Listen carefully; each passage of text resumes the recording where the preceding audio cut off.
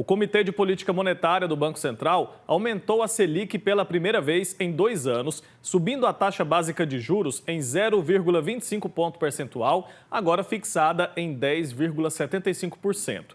O anúncio trouxe um tom mais rígido, indicando possíveis novos reajustes até o fim do ano.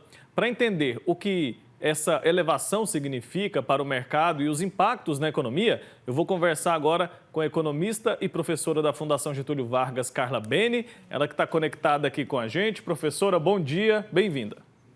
Bom dia, Wilker. Bom dia a todos. É sempre um prazer estar aqui com vocês. Professora, como que o Banco Central justifica essa alta, mesmo que pequena, da taxa básica de juros no Brasil, em contramão ao que tem acontecido em outros países, como os Estados Unidos, que no mesmo dia teve um movimento inverso? Olha, Wilker, hoje é difícil, viu? Essa notícia realmente ela é uma notícia ruim, é uma notícia ruim para a economia, ruim para todo mundo que precisa de crédito, de financiamento, quem quer pegar dinheiro no banco, por exemplo, para colocar no seu negócio. Então, o Banco Central, ele alega que nós temos uma trajetória inflacionária para o ano que vem, que está mais elevada, digamos assim, mas nada que vai superar a meta, que é limite de 4,5. E ele fala que a economia, basicamente, ele fala que a economia está indo muito bem. Nós estamos com aumento de massa salarial, o desemprego diminuiu, a inflação não estourou, não existe nada disso, e a atividade econômica é muito maior do que se esperava. Ano passado a gente terminou o ano com um PIB a 3% e esse ano provavelmente a gente vai repetir isso. Então repare como é complexa essa questão.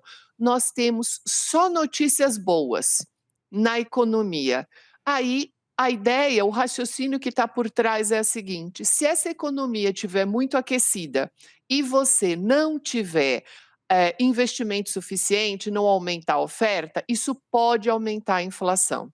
Agora, Wilker, nós estamos na seguinte situação: há um grande grupo de acadêmicos, inclusive empresários, o próprio grande parte do Conselho Regional de Economia aqui de São Paulo. Eu faço parte de grupos de debate do Conselho Regional de Economia de São Paulo.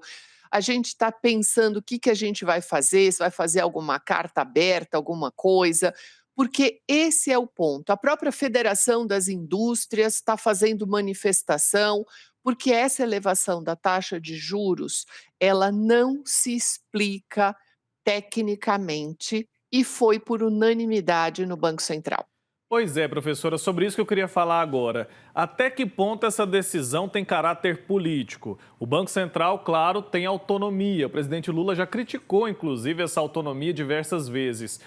Até que ponto a gente pode ver que está existindo, de alguma maneira, um cabo de guerra ou uma tentativa de medir forças ou de dizer, o Banco Central se posicionar dizendo que é autônomo? Até que ponto o caráter político impacta numa decisão que deveria ser técnica? Nós estamos observando, Wilker, algumas misturas nesse tema, exatamente isso que você está falando. Para a ótica do Banco Central, a questão central dele é perseguir a meta de inflação. Então, tecnicamente, dentro da linha do Banco Central, eu nem posso dizer que ele está errado com o raciocínio dele, até porque a votação é de um colegiado todo. Não existe o presidente, ele sozinho resolve. São 9 pessoas no Comitê de Política Monetária.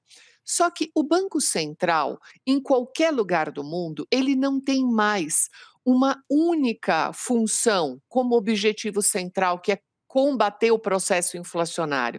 Ele também tem que se preocupar com emprego, renda, redução de desigualdade. Então, repare o seguinte: quando o Banco Central sobe a taxa Selic, ele mesmo é responsável pelos problemas fiscais. Por quê? Porque o Tesouro tem que pegar um volume maior de dinheiro para pagar essas pessoas que têm títulos públicos remunerados na Selic. Então, é menos dinheiro para saúde, para educação, para infraestrutura, para as questões ambientais, que era a pauta anterior que vocês estavam discutindo agora.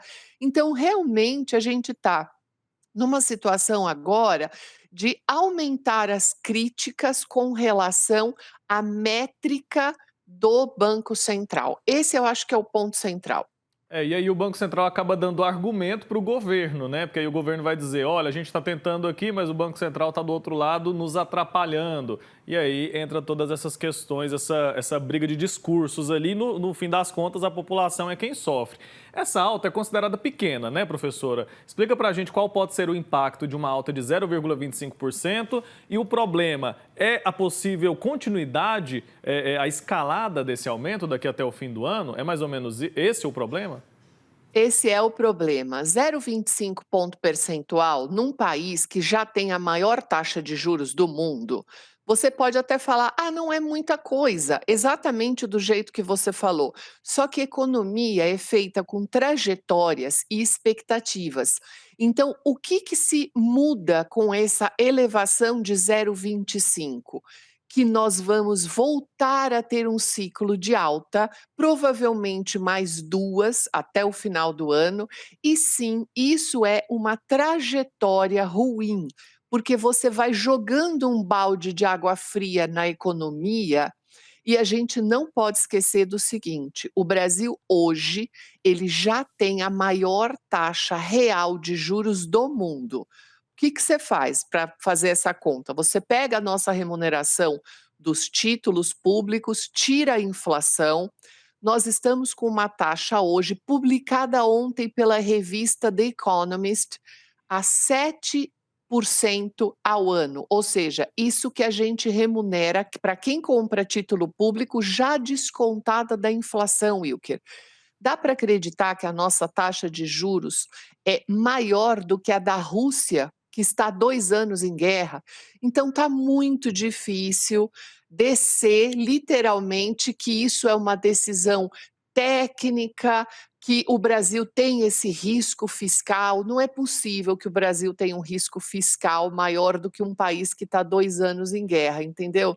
Então, hoje, esse nosso bate-papo aqui é para uma notícia bem ruim do É. que aconteceu. E a professora gosta de sempre começar nossas conversas pedindo calma. Dessa vez, a situação é um pouco mais complicada, né, professora? Agora, a senhora já mencionou, eu ia inclusive tratar disso, né? A gente tem países que estão em guerras, em conflitos internos, tem países que estão em guerra com outros países, e mesmo assim, a nossa situação, quando a gente fala, obviamente, né, da taxa de juros, a taxa básica de juros, a nossa é a mais alta. E eu queria entender, além desses pontos que a senhora já mencionou, menos dinheiro para a saúde, menos dinheiro para combate, para as questões ambientais, além disso, de que outras maneiras essa taxa de juros tão alta impacta na nossa vida, a vida dos cidadãos comuns? Nesse primeiro momento, você encarece os empréstimos. Então, se você compra algo parcelado, existe um juro embutido nessas parcelas. Ah, você resolveu comprar, sei lá, uma geladeira em 12 vezes, resolveu comprar uma roupa em 4 vezes. Toda operação parcelada tem um juro embutido nela, mesmo que você escute que é sem juros, é mentira, tem juros embutido. Então, o que que vai acontecer? Esse juros vai elevar, ou seja, como o banco vai pagar mais para quem aplica, ele cobra mais de quem precisa de empréstimos. Então, nesse primeiro momento, você vai ter um aumento, um encarecimento dos financiamentos. Essa é a primeira sinalização. E o pior, Wilker, com o que você falou, mais uma sinalização de que teremos mais aumento de juros para o final do ano. Aí, vamos imaginar que você queira colocar um dinheiro na sua empresa.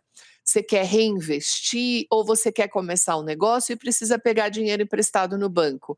Qual é a trajetória? Olha, o juro só vai aumentar até o final do ano. Então, muitas vezes, o que que as pessoas acabam decidindo?